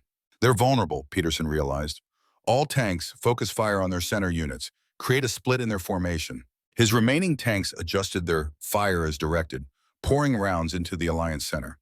The effect was immediate. With their middle units destroyed or forced to retreat, the Alliance attack front separated into 2 distinct elements, unable to support each other effectively. "Now we've got them," Peterson said with grim satisfaction. "Colonel Wilson, have your Eastern Infantry element advance. Let's squeeze their left flank while it's isolated." Wilson acknowledged and ordered his troops forward. The airborne soldiers moved aggressively, using the darkness and their knowledge of the terrain to outflank the disorganized Alliance units. Javelins and shoulder-fired rockets struck the Alliance tanks from their more vulnerable sides and rear aspects. Faced with this coordinated counterattack, the Alliance force began a disorderly withdrawal, abandoning damaged vehicles in their haste to escape the collapsing pocket. Peterson allowed a measured pursuit, careful not to overextend his depleted forces. By 03:45 hours, the engagement had ended. The Alliance attackers had pulled back beyond effective range, leaving the battlefield littered with burning vehicles. Peterson ordered an immediate ammunition count and damage assessment. 3 tanks combat ineffective, reported his operations officer. 2 with weapon systems damage, 1 with engine failure. The remaining 4 are operational but averaging less than 15% ammunition remaining. "What about the supply convoy?" Peterson asked, knowing they were critically low on the sabot rounds their main guns required. "Last report placed them 6 hours out, sir. The rain damaged several bridges along their route, forcing detours." Peterson processed this information with growing concern. If the Alliance mounted another attack before resupply arrived, Task Force Thunderbolt would be hard-pressed to mount an effective defense. "Implement ammunition conservation measures," he ordered. "Coordinate with Colonel Wilson to maximize infantry anti-tank weapons usage. I want our remaining rounds held in reserve for critical targets only." As dawn broke over the battlefield, Peterson stood atop his tank surveying the carnage of the night's engagement. The highway junction and surrounding fields were littered with destroyed and damaged vehicles from both sides. Medics moved among the wreckage, searching for survivors and treating the wounded. Colonel Wilson joined him, his uniform stained with smoke and dirt from the battle. "That was too close, Captain," Wilson said, handing Peterson a steaming cup of coffee. "Another hour and they might have broken through." Peterson nodded in agreement. "They'll be back. This position is too strategically important for them to abandon the attempt." "My intelligence officer intercepted Alliance communications during the withdrawal," Wilson informed him. "They've requested significant reinforcements. Estimate battalion strength, possibly arriving within 12 hours. Peterson's concern deepened. A full armored battalion could deploy 80 to 90 tanks, a force his depleted unit had no hope of stopping. "We need reinforcements of our own," he said. "Has Division updated their ETA?" "Last word was 24 hours, but that was before last night's battle. I've sent an urgent request for acceleration given our situation." As they discussed their options, Peterson's radio operator called him over. "Sir, secure transmission from Lieutenant Rodriguez." Peterson took the handset. "Rodriguez, this is Peterson. Status report." "Sir, we've reached the Susquehanna position, but something's wrong." Rodriguez's voice was tight with tension. "There are no Rienli forces here. The bridges are undefended. No sign of the reinforcements General Maxwell mentioned." Peterson felt a cold weight settle in his stomach. "Say again, Lieutenant. The position is undefended?" Affirmative, sir. We found evidence of recent military presence, vehicle tracks, discarded rations, but no active defensive force. It appears any units that were here have withdrawn or been destroyed. The implications were disturbing. Had Maxwell sent half his force to reinforce a position that no longer existed? Lieutenant, establish defensive positions covering the primary bridges. If Alliance forces appear, engage at your discretion, but prioritize preservation of your tanks. I'll contact headquarters for clarification. Yes, sir. Rodriguez out. Peterson immediately requested a secure channel to General Maxwell's headquarters. After several minutes of delay, a staff officer responded. Captain Peterson, General Maxwell is unavailable at this time. He's in conference with the Joint Chiefs. This is urgent, Peterson insisted. The Susquehanna position Lieutenant Rodriguez was sent to reinforce is undefended. There are no friendly forces present as indicated in our orders. A long pause followed. Stand by, Captain. After 2 minutes, the officer returned. Captain, your orders remain unchanged. Lieutenant Rodriguez is to hold the Susquehanna crossings until relieved. Reinforcements are en route. Estimated arrival 12 hours. Understood, but I need to speak with General Maxwell directly. The division of my force has left both positions vulnerable to... General Maxwell is unavailable, the officer repeated, his tone firmer. Your orders are confirmed. Maintain your current deployments. As the transmission ended, Peterson exchanged a troubled look with Colonel Wilson, who had been listening. Something's not right, Wilson said quietly. No, it's not, Peterson agreed. Either headquarters is working with faulty intelligence or... He didn't finish the thought, but both men understood the implication. Either incompetence or something more sinister was at work. What are you going to do? Wilson asked. Peterson considered their options. None of them good. For now, we hold our positions as ordered, but I want encrypted communications with Rodriguez every hour outside the standard channels. If her position is compromised, I need to know immediately. Dawn broke over the Susquehanna River, painting the water crimson.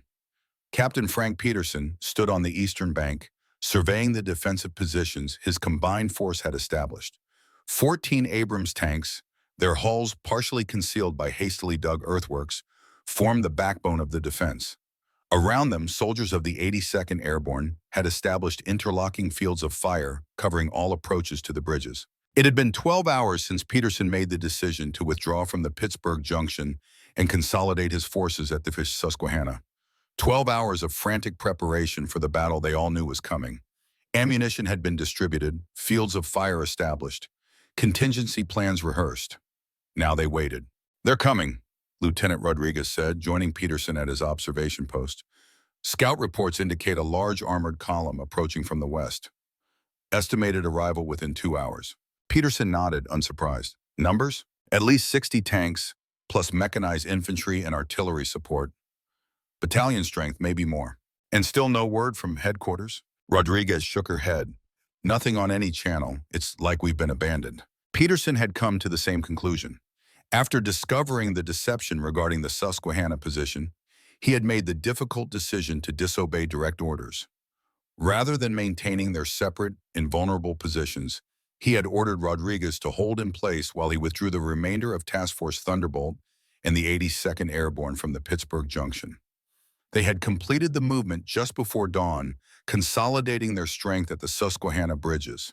If they were going to make a stand against the Alliance, it would be here. The river provided a natural barrier, forcing the enemy to concentrate at the bridges, where Peterson's tanks could engage them most effectively. We should destroy the bridges, Colonel Wilson suggested, approaching with a steaming cup of coffee that he offered to Peterson. Deny them the crossing entirely.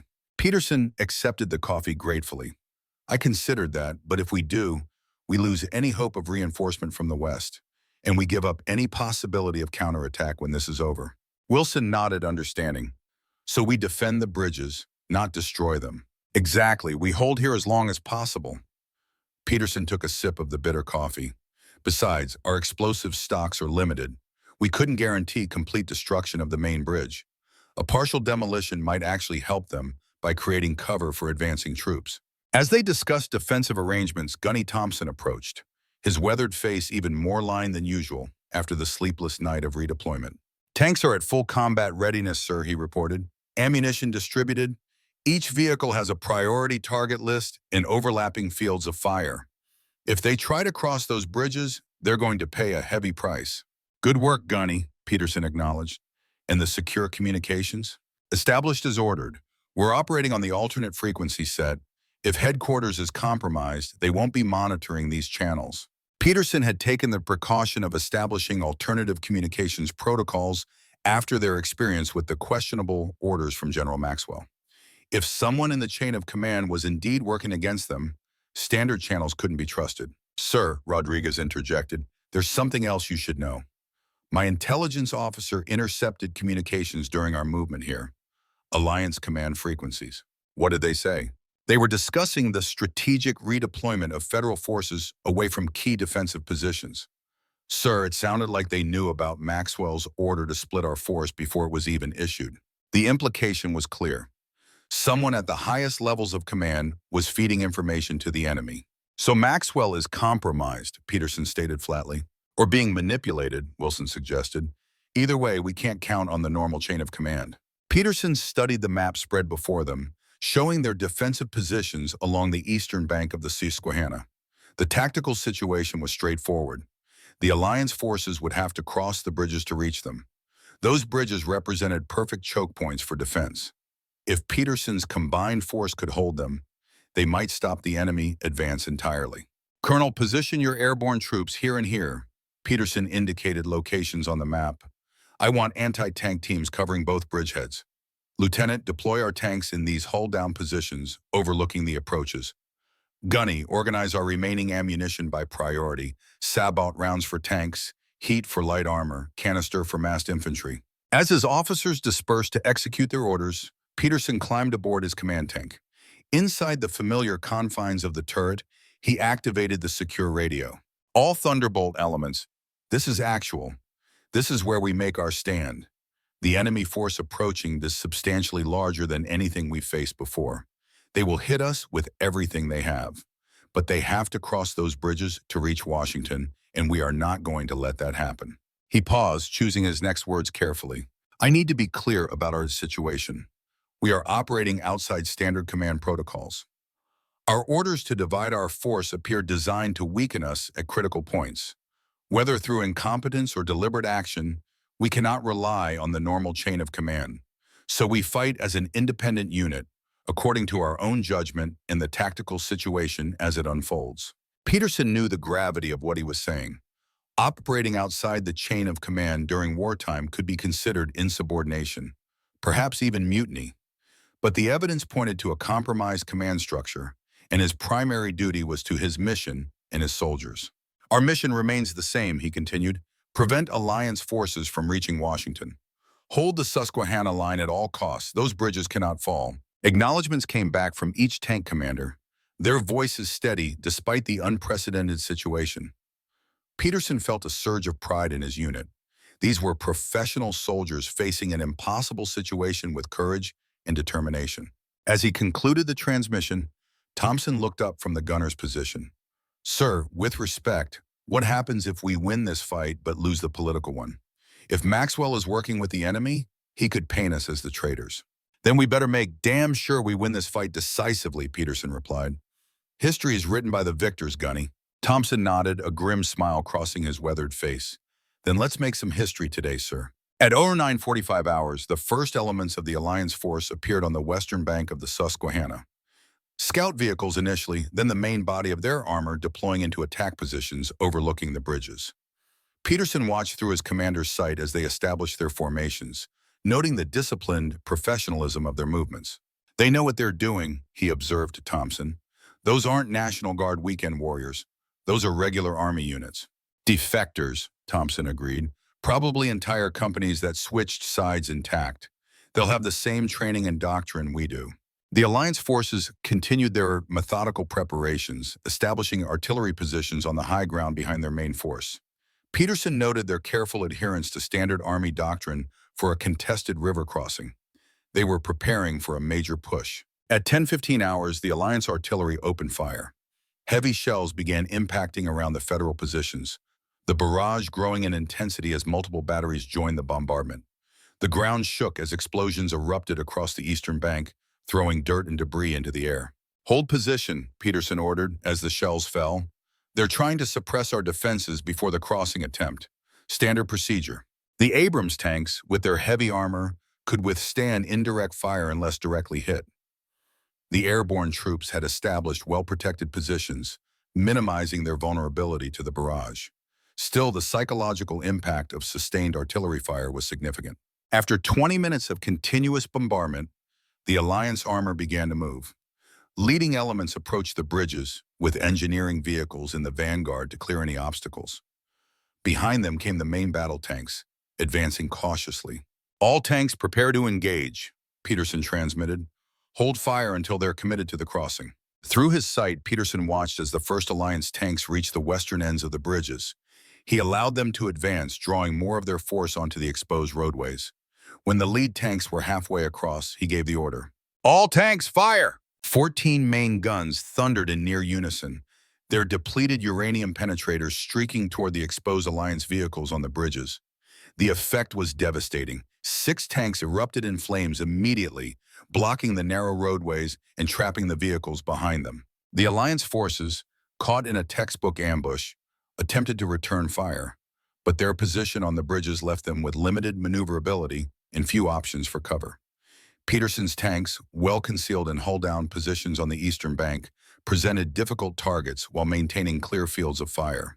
"Continue engaging," Peterson ordered. "Focus on vehicles on the bridges first. Don't let them establish a bridgehead." For 30 minutes, the battle raged with undiminished intensity. The Alliance commanders, recognizing the tactical disaster unfolding on the bridges, attempted to withdraw their forward elements. But the burning hulks of their lead tanks blocked easy retreat, forcing them to push damaged vehicles off the bridges or find alternate routes. "They're pulling back," Thompson reported as the surviving Alliance tanks reversed off the bridges. "First assault repulsed." "They'll try again," Peterson replied with certainty. "That was just a probing attack to test our defenses. The main assault is still coming." He ordered a quick ammunition count and damage assessment. The news was better than expected. All 14 tanks remained operational, though 2 had suffered minor damage. Ammunition expenditure was moderate, with each tank still holding more than half its combat load. "Redistribute ammunition as needed," Peterson instructed his logistics officer. "I want all tanks at maximum combat effectiveness for the next assault." Colonel Wilson reported similar good news from the airborne positions. Despite the artillery barrage, casualties had been minimal. The anti-tank teams had engaged effectively during the Alliance crossing attempt, adding their Javelin missiles to the tank fire that had devastated the enemy advance. "We're in good shape," Wilson concluded, "but they'll hit us harder next time." Peterson nodded agreement. "They underestimated our strength. That won't happen again." As predicted, the Alliance forces regrouped and prepared for a second assault. This time, their approach was more sophisticated. Smoke generators deployed along the western bank, creating a thick screen that obscured their movements. Artillery shifted to target the known federal tank positions, while counter-battery radar attempted to locate and suppress the defensive fire support. "They're adapting," Peterson observed, using the smoke to mask their crossing point. "They could try any of the 3 bridges now, or all simultaneously." "Our thermal sights can penetrate the smoke," Thompson noted, adjusting the fire control system. "But it'll reduce effective range and accuracy." Peterson nodded. "Switch to thermal imaging. All tanks, prepare for multiple crossing attempts. Fire only when you have confirmed targets." Through the smoke, thermal signatures became visible as Alliance armor approached the bridges again. This time, their formation was different. Rather than concentrating forces at a single crossing, they were attempting to cross at all 3 bridges simultaneously, dispersing their strength but increasing the chances of establishing at least one bridgehead. "They're splitting their force," Peterson transmitted to his unit. "Alpha Group focus on the northern bridge. Bravo, take the center. Charlie, the southern crossing. Engage when targets are in optimal range." The battle resumed with renewed intensity. Alliance tanks, partially concealed by the smoke, advanced onto the bridges. Despite the reduced visibility, Peterson's gunners found their targets, methodically engaging the enemy vehicles as they appeared through the haze. But the dispersed attack created challenges. With federal fire spread across 3 crossing points, individual Alliance elements faced less concentrated opposition. At the southern bridge, several tanks successfully reached the eastern bank, establishing a small but dangerous bridgehead. "Charlie Group reports enemy armor across the southern bridge," came the urgent transmission. "Request infantry support." Peterson assessed the situation rapidly. Colonel Wilson, redirect your southern anti-tank teams to support Charlie Group. I'm sending 2 tanks from Alpha to reinforce as well. As he issued the orders, a tremendous explosion rocked the northern bridge. Through the smoke, Peterson could see a section of the structure collapsing, taking with it several Alliance vehicles. What happened? He demanded. Alliance engineering vehicle hit by multiple javelin strikes, reported Alpha Group's commander. Secondary explosion must have detonated their demolition charges. Bridge is 70% destroyed. Concentrate fire on the remaining crossings, Peterson ordered. They'll push harder now that one route is denied. The battle's focus shifted to the central and southern bridges, where Alliance forces continued their determined advance despite mounting losses. At the southern crossing, the small bridgehead had grown as more tanks crossed, establishing firing positions that threatened to outflank the Federal defenders. Charlie Group taking heavy fire, reported their commander. 2 tanks damaged, 1 immobilized. We need immediate support. Peterson made a quick decision. Rodriguez, take your 3 tanks and flank the southern bridgehead from position Delta. Catch them in a crossfire while they're still consolidating. Rodriguez acknowledged and moved her tanks rapidly to the designated position, a small rise that offered excellent fields of fire against the expanding Alliance bridgehead. Her arrival changed the dynamic of the engagement, catching the enemy tanks in a devastating crossfire before they could establish proper defensive positions. For another hour, the battle raged across the remaining bridges. The Alliance forces, committed to the crossing, accepted staggering losses to push forward. But the combined firepower of Task Force Thunderbolt and the 82nd Airborne's anti-tank teams proved too formidable. Gradually, the momentum shifted. They're withdrawing from the central bridge, reported Bravo Group's commander. Multiple vehicles burning, roadway partially blocked. Southern bridgehead collapsing, added Rodriguez. Enemy tanks attempting to fall back across the bridge. 3 destroyed during withdrawal, 2 more immobilized. Peterson allowed himself a moment of cautious optimism. They had repulsed the second major assault, inflicting heavy casualties on the Alliance forces. But his experience told him this wasn't over. Maintain vigilance, he ordered. They still have significant forces on the western bank. They may try again. As the smoke began to clear, the full extent of the battle became visible. The bridges and their approaches were littered with burning vehicles from both sides. The river below had taken on an oily sheen from leaking fuel and hydraulic fluid. The western bank remained crowded with Alliance armor and support vehicles, but they had pulled back from immediate assault positions. Damage assessment? Peterson asked. 3 tanks combat ineffective, reported his operations officer. 4 more with moderate damage but still operational. Ammunition at approximately 30% across the task force. The situation was growing precarious. While they had successfully repelled 2 major assaults, each engagement had further depleted their strength. If the Alliance mounted a 3rd major push, Task Force Thunderbolt might lack the ammunition and operational tanks to stop them. Peterson was considering their options when Thompson interrupted his thoughts. Sir, movement on the western bank. Not armor. Looks like staff vehicles, possibly a command element. Peterson raised his binoculars, focusing on the area Thompson indicated. A small group of vehicles had pulled up near the bank, and officers were disembarking. Among them, Peterson recognized a familiar figure. That's Maxwell, he said with shock, lowering the binoculars. General Maxwell is with the Alliance forces. The confirmation of their suspicions was still stunning. The commanding general of their corps had defected to the enemy, or perhaps had been working with them all along. It explained the questionable orders, the attempts to divide their forces, the enemy's uncanny knowledge of federal deployments. We need to capture him, Peterson decided immediately. If we can prove Maxwell's treachery, it changes everything. The entire Alliance narrative about federal overreach falls apart if we can show high-level conspiracy within our own command. How do we get to him? Thompson asked, studying the general's position through the thermal sight. He's surrounded by Alliance forces. Peterson considered the tactical options. A direct assault across the river was impossible with their depleted forces. But there might be another way. Colonel Wilson, he called over the radio. Do you still have that sniper team with the Barrett 50 cal? Affirmative, Wilson replied. Staff Sergeant Mills and his spotter. Best shots in the regiment. I need them at my position immediately. I've got a special mission for them. Minutes later, Staff Sergeant Mills and his spotter, Corporal Ramirez, reported to Peterson's tank. Mills carried the massive Barrett M1A2C sniper rifle, a weapon capable of engaging targets at ranges exceeding a mile. Staff Sergeant, Peterson began. We have a high-value target on the Western Bank. General Maxwell is there, apparently coordinating with Alliance forces. I need you to capture an image confirming his presence with the enemy command element. Then be prepared to engage on my order. Mills nodded, his expression grim. Understood, sir. We'll get set up immediately. As the sniper team moved to an elevated position with clear line of sight to the Western Bank, Peterson gathered his key officers to discuss their next move. The tactical situation remained precarious, but the intelligence value of confirming Maxwell's treachery could be strategically decisive. We need to get that evidence back to loyal commands, Peterson explained. If we can prove Maxwell has defected, other units will question their orders. The entire Alliance narrative about defending against federal overreach collapses if we show federal generals are orchestrating it from within. Assuming there are still loyal commands to report to, Thompson noted darkly.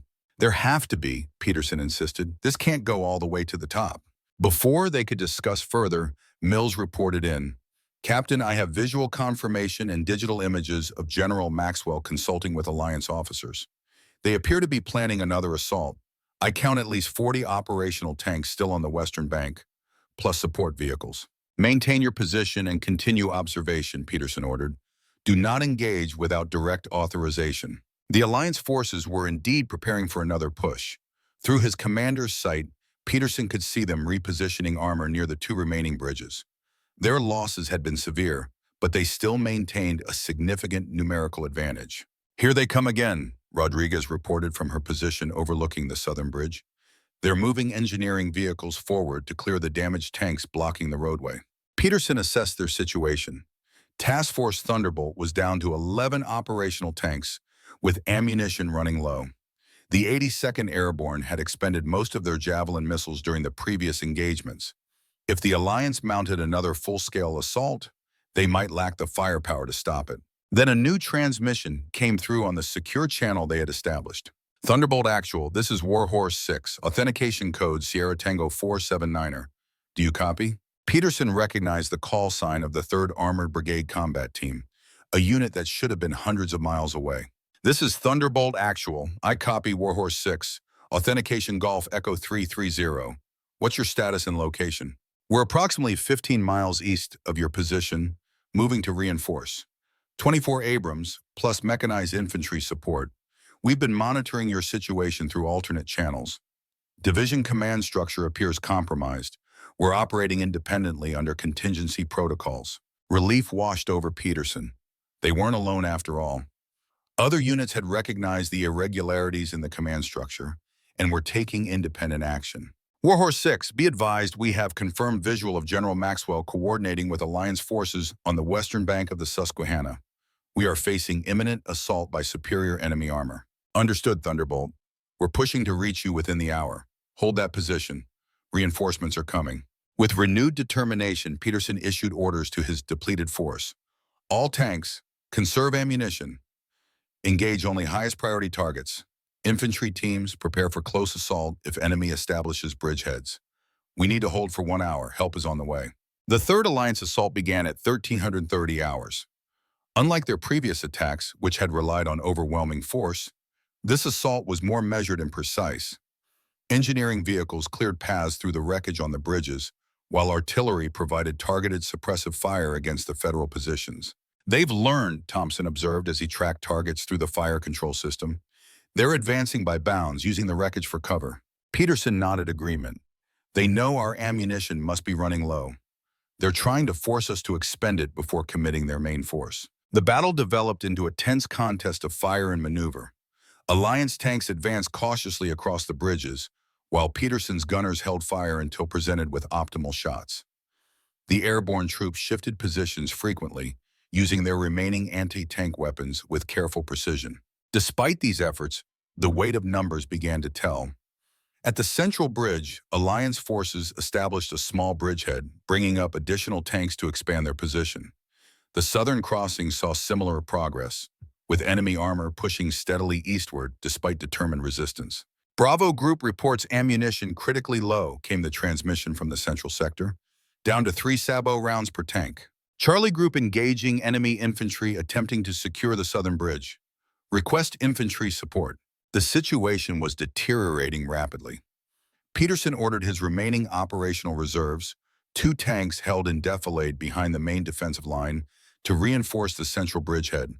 But it was becoming clear that without immediate reinforcement, they would soon be overwhelmed. Then at 14:15 hours, the tactical situation changed dramatically. "Contact east," reported the rear security element. "Multiple armored vehicles approaching from the east. IFF systems identify as friendly. It's Warhorse." The 3rd Armored Brigade combat team had arrived, their column of Abrams tanks appearing on the horizon behind the federal position. The relief force deployed rapidly into attack formation, their fresh tanks with full ammunition loads, representing a decisive shift in the balance of power. "All Thunderbolt elements," Peterson transmitted, "maintain defensive positions. Warhorse will engage enemy bridgeheads from their flank. Prepare to coordinate fire." The Alliance forces, suddenly facing fresh federal armor on their flank, attempted to reorient their attack. But caught in the midst of a river crossing, their tactical options were limited. The 3rd Armored Brigade struck their exposed positions with devastating effect, their main guns destroying vehicle after vehicle at the bridgeheads. Caught between Peterson's defensive line and the flanking attack from the relief force, the Alliance assault collapsed into disarray. Vehicles attempting to withdraw created traffic jams on the bridges, presenting perfect targets for the federal tanks. Within 30 minutes, the enemy forces had abandoned their crossing attempt, pulling back to defensive positions on the western bank. As the immediate threat receded, Peterson established contact with the commander of the relief force, Colonel James Harkins. "Colonel, your arrival was perfectly timed," Peterson acknowledged as they met at a hastily established command post. "Another hour, and they might have overwhelmed us." "We've been monitoring the situation for days," Harkins explained. "When Maxwell started issuing questionable orders, several unit commanders began communicating through back channels. We suspected something was wrong, but confirmation of his defection changes everything." Peterson shared the evidence they had gathered, including the digital images captured by Staff Sergeant Mills, showing Maxwell with the Alliance command element. "This goes beyond Maxwell," Harkins revealed, his expression grim. "We have intelligence suggesting at least 3 other general officers may be involved. There appears to be a coordinated attempt to weaken federal forces at key strategic points, allowing the Alliance to punch through to Washington." "A coup attempt?" Peterson asked, the implication staggering. "Something like that. But the conspiracy isn't as widespread as they needed. Enough unit commanders recognized the irregularities and acted independently to maintain the defensive line. The Susquehanna position was critical. If they had broken through here, they would have had a clear route to Washington." As they discussed the broader strategic situation, a report came in from the sniper team still monitoring the western bank. "Sir, General Maxwell is attempting to withdraw. Looks like they're evacuating their command element." Peterson made an immediate decision. "Staff Sergeant Mills, you are authorized to engage General Maxwell's vehicle. Immobilize it only. We want him alive if possible." Minutes later, Mills reported success. "Vehicle disabled, sir. Right front tire and engine block. Target vehicle has stopped. Occupants appear to be surrendering to Alliance forces." "Interesting," Harkins observed. "Their own people are detaining him. Perhaps not everyone on their side knew about this arrangement." The day's fighting gradually subsided as both sides consolidated their positions. The Alliance forces, having failed in their attempt to cross the Susquehanna, established defensive positions on the western bank. The federal forces, now substantially reinforced, secured the eastern approaches. By evening, additional federal units had arrived, further strengthening their position. The 82nd Airborne received fresh supplies and reinforcements, while Task Force Thunderbolt began the process of repairing damaged tanks and replenishing ammunition. Peterson established his command post in a small farmhouse overlooking the river. From this vantage point, he could observe the western bank where Alliance forces remained in strength, but showed no signs of renewing their attack. Colonel Harkins joined him as darkness fell, bringing updated intelligence reports. "Word of Maxwell's defection is spreading through the ranks," Harkins informed him. "Unit commanders across the front are questioning orders and establishing direct communication with each other. The Alliance advance has stalled at multiple points as their expected breakthrough failed to materialize." "And Washington?" Peterson asked. "Secure for now. The President has ordered a security sweep of the entire command structure. Several arrests have already been made. The Joint Chiefs have issued new authentication protocols for all operational orders." Peterson absorbed this information with mixed emotions. The immediate crisis appeared to be receding, but the damage to the military's command structure, and the country's unity would take far longer to repair. "What happens now?" he asked. "Diplomatically, this changes everything," Harkins replied. The alliance narrative relied on portraying the federal government as overreaching and tyrannical. With proof that their advance was facilitated by traitors within our own ranks, their political position collapses. Peace negotiations have already been proposed. Peterson nodded, looking out over the darkened landscape where American had fought American in the bloodiest day of combat on American soil since the Civil War. The bridges still smoldered, littered with the burned husks of tanks and fighting vehicles. How many had died today? How many families would receive the dreaded notification that their loved one wasn't coming home? "Was it worth it?" he asked quietly, not really expecting an answer. "You held the line," Harkins replied simply. "Your decision to consolidate forces here, against direct orders, probably saved the country. If the alliance had broken through, reached Washington while the command structure was in chaos, who knows what might have happened?" Peterson thought of Thompson's question from earlier in the day. What happens if we win the fight but lose the political one?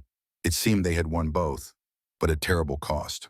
"Task Force Thunderbolt did its duty," he said finally. "Every one of them. I'll be submitting commendations for the entire unit." "Already approved at the highest levels," Harkins informed him. "The president himself has been briefed on your actions. There's talk of the Medal of Honor." Peterson shook his head. "Not for me, for the men who didn't make it. For the tanks we lost defending those bridges. They're the ones who deserve recognition." As night settled fully over the battlefield, Peterson returned to his command tank. The familiar confines of the turret offered a strange comfort after the day's chaos. Thompson was already there performing maintenance on the fire control system. "Heard the news, sir," Thompson said as Peterson settled into his commander's seat. "Peace talks, after all this." "It's not over yet, Gunny. There's still a lot of anger out there, a lot of grievances on both sides. This will take time to heal." Thompson nodded. "But we bought that time today. Right here on these bridges." Peterson thought about the 38 years he had served, the retirement ceremony that had been planned for just 2 weeks from now. None of that seemed important anymore. What mattered was that Task Force Thunderbolt had held the line when it counted most. "Get some rest, Gunny," Peterson said. "Tomorrow we start rebuilding, both the task force and the country." As Thompson departed, Peterson remained in the tank, listening to the occasional distant shot as nervous sentries reacted to real or imagined movement. The radio crackled with routine reports from the defensive line. Life continued, the military machine functioning as it always had despite the day's upheaval. In the morning, he would need to write letters to the families of those who hadn't survived the day's fighting. He would need to reorganize the task force, integrate replacements, prepare for whatever came next. The war might be winding down, but the work of healing had barely begun. For now, though, he allowed himself a moment of quiet reflection. They had held the Susquehanna line. They had stopped the Alliance advance. Washington was safe. The conspiracy within their own ranks had been exposed. These were victories worth acknowledging, even as they prepared for the challenges ahead. Captain Frank Grizzly Peterson, who had expected to be planning his retirement ceremony, instead found himself planning the reconstruction of his battered task force and, in some small way, his fractured nation. The irony wasn't lost on him as he finally closed his eyes, allowing exhaustion to claim him as the sounds of the secured battlefield faded into the background. 1 year later, Peterson stood at Arlington National Cemetery, now wearing the eagles of a full colonel on his uniform. Before him stretched the new section dedicated to those who had fallen in what historians were already calling the Second Civil War. White markers in perfect formation, each representing a life lost in the conflict that had nearly torn the country apart. Lieutenant Rodriguez stood beside him, recently promoted to captain and now commanding her own tank company. Gunny Thompson, who had finally retired after 40 years of service, had made the trip from his home in Texas for the ceremony. The three of them represented the core leadership that had held the Susquehanna line on that decisive day. "Hard to believe it's been a year," Rodriguez said quietly. Peterson nodded. The peace agreement had been signed 6 months ago, formally ending the conflict. The Western Alliance had dissolved, its component states returning to the Union under a negotiated settlement that addressed many of their grievances. The conspirators, including General Maxwell, were facing trial for treason. The country remained deeply divided, the wounds still fresh, but the healing had begun. The military, after a painful purge of those involved in the conspiracy, had emerged with renewed commitment to its constitutional role.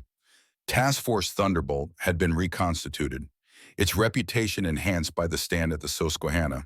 They've asked me to take command of the 4th Infantry Division, Peterson informed his companions. Rebuilding after the conflict, integrating units from both sides. You'll be good at that, sir, Rodriguez replied. If anyone can bring them together, it's you. Peterson wasn't so certain. The divisions within the country, within the military itself, ran deep. But someone had to try. Someone had to take the first steps toward reconciliation. As they turned to leave, a group of civilians approached the new memorial section. Family members of the fallen, coming to pay their respects. Peterson and his officers stood aside, allowing them to pass. An elderly woman nodded to them, recognizing their uniforms. "Thank you for your service," she said simply before continuing on. Those words, once routine, now carried new weight. Service to what? To whom? The questions remained complex, but the answer, for Peterson at least, had become clearer through the crucible of conflict. Service to the Constitution, service to the principles that united Americans even when their interpretations of those principles diverged. "Let's go," he said to Rodriguez and Thompson. "We've still got work to do." Together they walked back toward the cemetery entrance, leaving behind the silent markers that bore witness to the cost of division and the price of reunion. The road ahead remained uncertain, but Task Force Thunderbolt had demonstrated what was possible when Americans chose to stand together rather than apart. For Captain Frank Grizzly Peterson, soon to be colonel, that was legacy enough.